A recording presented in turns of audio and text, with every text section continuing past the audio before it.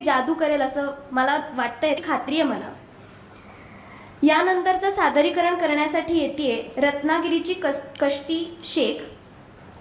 हिनी महाविद्यालयीन विद्यार्थी गटातून विजेतेपद मिळवलेलं आहे आणि तिच्या भाषणाचा विषय आहे होय मी पण सावरकर.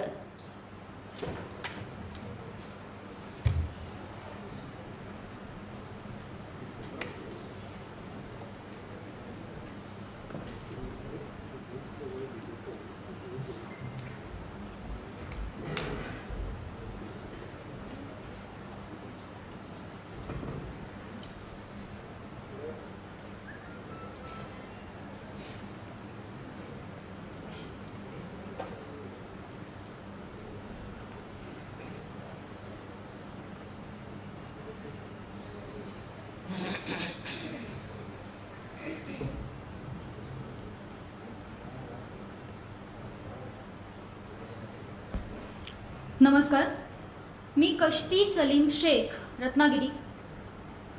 होय मी पण सावरकर. बरं, आधीच 7 मिनिटात सावरकरांना मांडायचं म्हणजे कठीण काम, त्यामुळे मी चरख्यावर बोलण्यात एकही मिनिट वाया घालवणार नाही.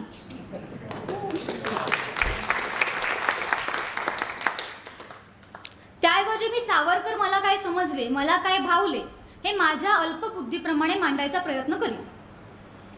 धर्म, हिंदुत्व आणि जात, इथूनच सुरुवात करूया. धर्म एकच, हिंदू धर्म. बाकी सगळ्या धर्म संस्था आहेत. सावरकरांच्या मते हिंदू धर्म हा फक्त धर्म नाही, ती एक जीवनशैली आहे आणि तीच जीवनशैली मला आवडते, म्हणून मी स्वतःला हिंदू मानते किंवा हिंदू समजते. आणि सगळ्यात महत्वाचं काय माहितीये, इथे ना सक्ती नाही. 5 वेळा नमाज पढा हा तुम्ही कट्टर, किंवा मेणबत्त्या घेऊन चला, असलं काही नाही. संपूर्ण मनुष्य जातीला सामावून घ्यायची ताकद असलेला धर्म म्हणजे हिंदू धर्म.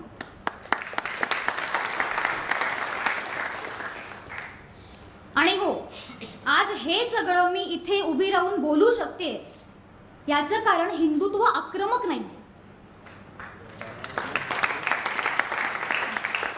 हिंदुत्व संरक्षक आहे. आणि जेव्हा सावरकर म्हणतात की उद्या ब्रिटिशांना त्यांच्या हक्कासाठी लढायची वेळ आली तरीही हा सावरकर त्यांच्या बाजूने लढेल, तेव्हा हे हिंदुत्व आदर्शवादी ठरतं. पण आज हे काही अति हुशार लोकांना समजून घ्यायचंच नाहीये. फक्त आपल्याला हवा तो किंवा हवा तसाच अर्थ काढून बोंबलत फिरायचे. जातीबद्दल सावरकर लिहितात, ब्राह्मण वा चांग जरी तो झाला, कोणतेही रूप वा रंग जरी ल्याला, तो महार अथवा मांग जरी सकलाला, ही एकची आई हिंदू जाती आम्हा तिला बंधू.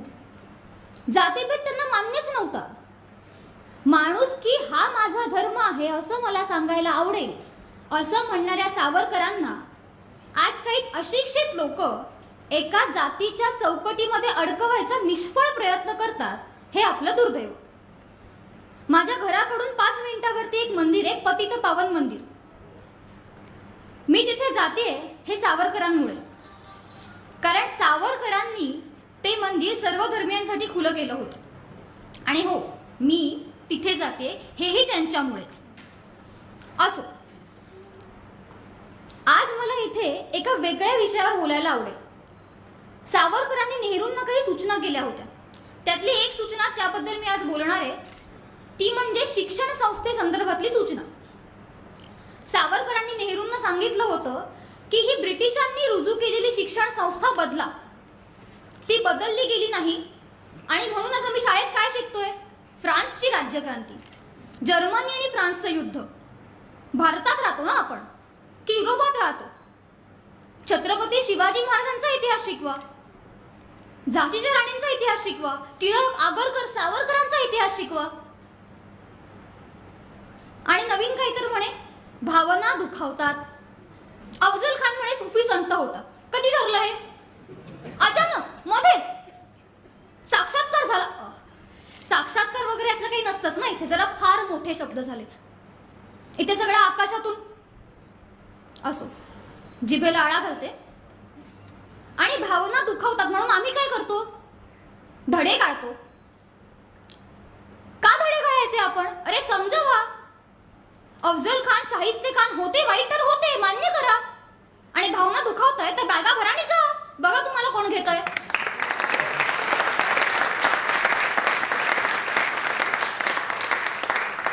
आपण नाही रावण जाळतो. इथे प्रश्न हिंदू मुस्लिमचा नाहीच आहे. इथे प्रश्न चांगल्या वाईटाचा आहे, नीती अनितीचा आहे. याहून पुढचं काय? हे काही लोकांना खटकेल, पण आम्ही हिंदूच आमच्या मुलांना इंग्रजी माध्यमांच्या शाळेमध्ये टाकतो.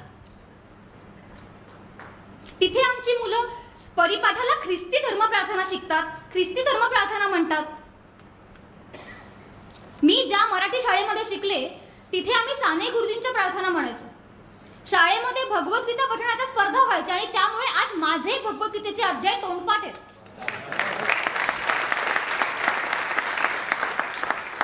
कॉन्व्हेंट मधल्या मुलांना येतं का हे? 79 म्हणजे 7वर 9 हे सांगावं लागतं. मी मराठी शाळेमध्ये शिकले, मला 79 म्हणजे 79 हे कळतं, मग त्यांना का कळू नये? याला कारण आपणच आहे. उद्या मराठी राजभाषा दिन आहे. सगळ्यांचे स्टेटस बघाल व्हॉट्सअपला, माय मराठी आमची प्राणप्रिय माय मराठी. किती माणसं, 2 मराठी माणसं एकमेकांशी मराठीमध्ये बोलतात. काल मी रत्नागिरीवरून येताना ट्रेनमध्ये एक माझ्या बाजूला बाई बसल्या होत्या. त्या माझ्याशी इंग्रजीमध्ये बोलत होत्या. नंतर त्यांना नाव विचारलं, त्या होत्या गायकवाड. मी शेख आहे, मी मराठीमध्ये बोलते, त्या बाई मराठीमध्ये मराठीत बोलत नाहीत. 2 मराठी माणसं एकमेकांशी आपण मराठीमध्ये बोलतो का? साधं व्हॉट्सअप वरती आपण मेसेज टाईप करताना देवनागरी लिपी वापरतो का? किती लहान गोष्ट आहे, किती लहान गोष्ट आहे. या लहान लहान गोष्टी करून सुद्धा आपण सावरकरांचं हिंदू राष्ट्राचं स्वप्न पूर्ण करू शकतो. किती लहान लहान गोष्टी आहेत. आम्ही पुण्या मुंबईला इथे आल्यावरती नाटकासाठी जेव्हा येतो, तिकडच्या संघांचा एक वेगळा ॲटिट्यूड असतो. हिंदीमध्ये बोलायचं म्हणे, हिंदीत बोललं म्हणजे कुलवट. का? कुठनं आलं हे वेळ? मराठीला अर्धचंद्र का? ह्या किती लहान लहान गोष्टी आहेत आणि ह्या आपण रोजच्या जीवनामध्ये करू शकतो. अजूनही वेळ गेलेली नाही. आजपासून आपण निश्चय केला, 2 मराठी माणसं बोलूया ना एकमेकांशी मराठी भाषेमध्ये. काय बिघडतंय? साधा मोबाईल नंबर देताना सुद्धा 9834 कशाला, 9834 असं म्हणायला काय होतंय? काय बिघडतंय? ह्या एवढ्या लहान लहान गोष्टी करून सुद्धा आपण सावरकरांचं हिंदू राष्ट्राचं स्वप्न खऱ्या अर्थाने पूर्ण करू शकतो.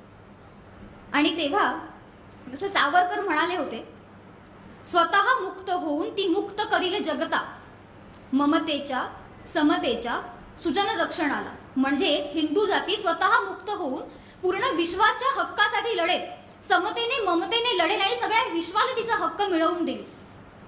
सावरकरांचं हिंदू राष्ट्राचं जे स्वप्न होतं ते आपण या लहान लहान गोष्टीमधून सुद्धा पूर्ण करू शकतो.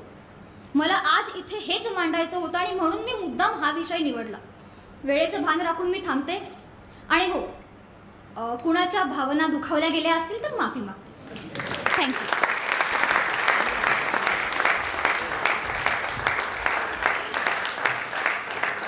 खरंच